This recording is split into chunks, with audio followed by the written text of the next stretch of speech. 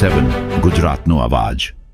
નમસ્કાર દર્શક મિત્રો, i7 ન્યૂઝ ગુજરાતીની સાથે હું છું આપની સાથે પાયલ બામભણિયા। તો જોઈએ આજના મહત્વના સમાચાર। અમદાવાદ શહેરમાં હર્ષોલ્લાસ સાથે નીકળેલી ભગવાન જગન્નાથની 148મી પારંપરિક રથયાત્રા શાંતિપૂર્ણ માહોલ સાથે થઈ સંપન્ન। જમાલપુર જગન્નાથ મંદિર પરિસરમાં મંગળા આરતી બાદ ભગવાન જગન્નાથ નંદીઘોષ રથ ઉપર, ભાઈ બલરામ અને તાલધ્વજ રથ ઉપર અને બહેન સુભદ્રાજીની દેવદલન રથ પર બિરાજમાન કરવામાં આવ્યા હતા। મુખ્યમંત્રી દ્વારા પહિંદ વિધિ કરી અને પોતાના હાથે ભગવાન જગન્નાથનો રથ ખેંચી અને ભગવાનની નગરયાત્રાનો આરંભ કરવામાં આવ્યો। અમદાવાદમાં ભગવાન જગન્નાથજીની 148મી રથયાત્રા દરમિયાન કોઈ વિઘ્ન ન આવે તે માટે પોલીસે ચુસ્ત બંદોબસ્ત ગોઠવ્યો હતો, જેમાં પોલીસ, રેપિડ એક્શન ફોર્સ તેમજ અન્ય પેરામિલિટરી ફોર્સ સહિત કુલ 2400 સુરક્ષાકર્મીઓ તૈનાત કરવામાં આવ્યા હતા। ભગવાન જગન્નાથની 148મી રથયાત્રામાં 17 ગજરાજ ભારતીય સંસ્કૃતિની ઝાંખી કરાવતી 101 ટ્રક અંક કસરતના પ્રયોગો સાથે 30 અખાડા, 18 ભજન મંડળીઓ અને 3 બેન્ડ વાજાવાળા જોડાયા હતા। હરિદ્વાર, અયોધ્યા, નાસિક, ઉજ્જૈન, જગન્નાથપુરી તથા સૌરાષ્ટ્રમાંથી 2500 જેટલા સાધુ સંતો પણ મોટી સંખ્યામાં જોડાયા હતા। પોલીસે સૌપ્રથમવાર AI ટેકનોલોજી બેઝ સોફ્ટવેરનો ઉપયોગ કરી અને ભીડ પર નજર રાખવા તેમજ ફાયર એલર્ટનો ઉપયોગ કર્યો હતો। આ સાથે 5000થી વધુ બોડીવોર્ન ડ્રોન GPSનો ઉપયોગ કરવામાં આવ્યો હતો। ઇતિહાસમાં પહેલી વખત ભગવાન જગન્નાથને ગાર્ડ ઓફ ઓનર્સ આપવામાં આવ્યા હતા। વહેલી સવારે પહિંદ વિધિ પહેલા ગુજરાત પોલીસ દ્વારા ગાર્ડ ઓફ ઓનરનું આયોજન કરવામાં આવ્યું હતું। નોંધનીય છે કે આ પહેલા ક્યારેય ભગવાન જગન્નાથની રથયાત્રામાં ભગવાનને ગાર્ડ ઓફ ઓનર આપવામાં આવ્યું નથી। સાથે સાથે 148મી રથયાત્રાના પાવન પ્રસંગે ભગવાન જગન્નાથ મંદિરના મહંત દિલીપદાસજીને ઉચ્ચ પદવી આપવામાં આવી હતી। જગન્નાથજી મંદિરના મહંત દિલીપદાસજીની જગતગુરુની ઉચ્ચ પદવી આપવામાં આવી છે। દિલીપદાસજી મહામંડલેશ્વરમાંથી હવે જગતગુરુ બન્યા છે। તેઓ હવે જગતગુરુ રામાનંદાચાર્ય દિલીપ દેવાચાર્યના નામથી ઓળખાશે। 1008 મહામંડલેશ્વર મહંત દિલીપદાસજી મહારાજા હતા। આ પાવન પ્રસંગે દેશભરના સાધુ સંતોએ આ પદવીમાં હાજરી આપી હતી। ભગવાન જગન્નાથની રથયાત્રાનું રંગેચંગે આગમન થયું હતું। જોકે આ દરમિયાન વચ્ચે એક વિઘ્ન ઊભું થયું હતું, જેમાં રથયાત્રામાં સામેલ હાથીમાંથી 3 હાથી બેકાબૂ બન્યા હતા। અચાનક જ આ હાથી રથયાત્રાનો રૂટ છોડી અને અન્ય પોળમાં ઘૂસી ગયા હતા। હાથીને ભાગતા આવતા જોઈ લોકોમાં પણ નાસભાગ મચી ગઈ હતી, જેમાં 3 જેટલા લોકો ઇજાગ્રસ્ત થયા હતા। મળતી માહિતી મુજબ ડીજેના કારણે ખાડિયા વિસ્તારમાં હાથી બેકાબૂ બન્યા હોવાનું જાણવા મળ્યું હતું। તેવામાં પોલીસની સમય સૂચકતાના કારણે કોઈ અફરાતફરી મચી ન હતી અને ગણતરીની મિનિટોમાં મહામતે હાથી પર કાબૂ મેળવી લીધો હતો। ભગવાન જગન્નાથજીની રથયાત્રા હાલ કાલુપુરથી સરસપુર તરફ જઈ રહી હતી। આ દરમિયાન 3 રથમાંથી એક રથનું પૈડું બગડ્યું હતું। બલભદ્રજીના રથ તાલધ્વજના પૈડાનો બેલ્ટ તૂટી જતા રથમાં ખામી સર્જાઈ હતી। રથનું સમારકામ કર્યા બાદ ફરીથી રથયાત્રા શરૂ કરી દેવામાં આવી હતી। સરસપુર મામાના ઘરે તેમનું ભવ્ય સ્વાગત કરવામાં આવ્યું હતું। પુષ્પ વર્ષા કરી અને ભગવાન જગન્નાથનું સ્વાગત કરવામાં આવ્યું હતું અને આખું સરસપુર જય જગન્નાથના નાદથી ગુંજી ઉઠ્યું હતું। સ્વાગત બાદ ત્રણેય ભાઈ બહેનનું ભારે ઉત્સાહભેર મામેરું કરવામાં આવ્યું હતું। મોસાળમાંથી મામેરા માટે સૌ કોઈમાં અનેરો ઉત્સાહ જોવા મળી રહ્યો હતો। 10 વર્ષની રાહ જોયા બાદ ભગવાનનું મામેરું કરવાનો અવસર ત્રિવેદી પરિવારને મળ્યો હતો, ત્યારે ભગવાનને 56 ભોગ ધરાવાયા હતા।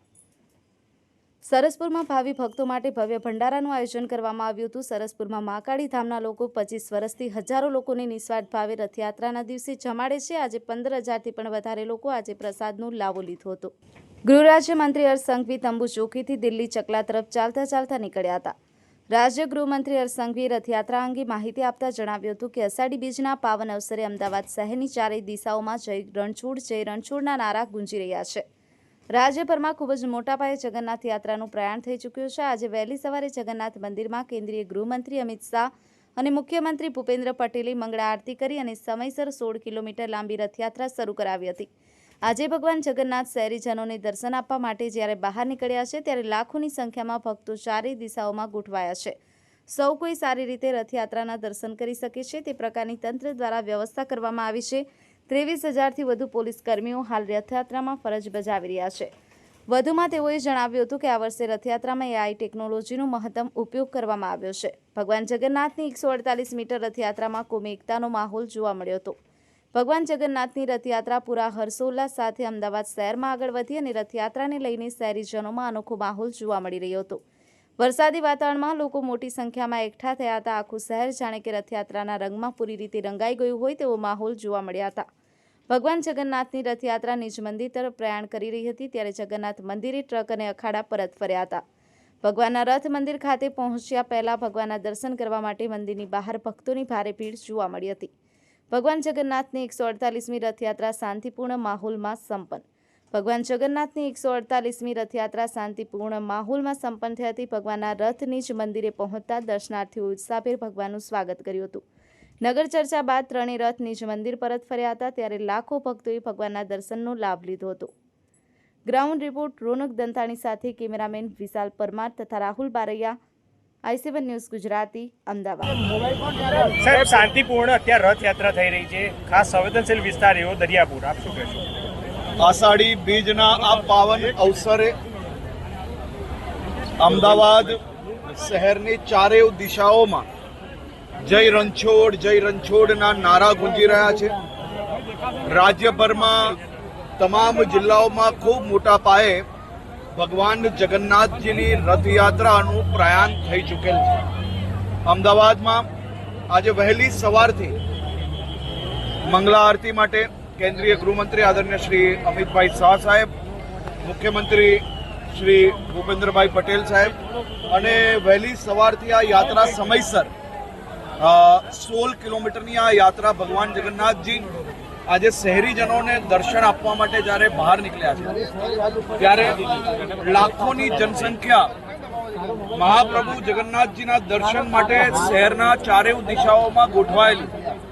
આપ જોઈ શકો છો કે અમે સૌ હમણાં અહીંયા તંબુ ચોકી પાસે સૌ ટ્રક અને સૌ મંડળોને મળી રહ્યા છે અને આ રથયાત્રા એ વહેલી સવારથી નીકળી છે અને હમણાં બી બધી જ જગ્યા પર સમયસર રીતે પસાર થઈ રહી છે.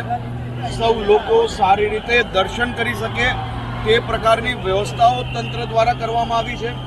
કુલ મળીને 23,800થી વધારે પોલીસ અને બીજી બધી ફોર્સોની વ્યવસ્થાઓ ગોઠવવામાં આવી છે.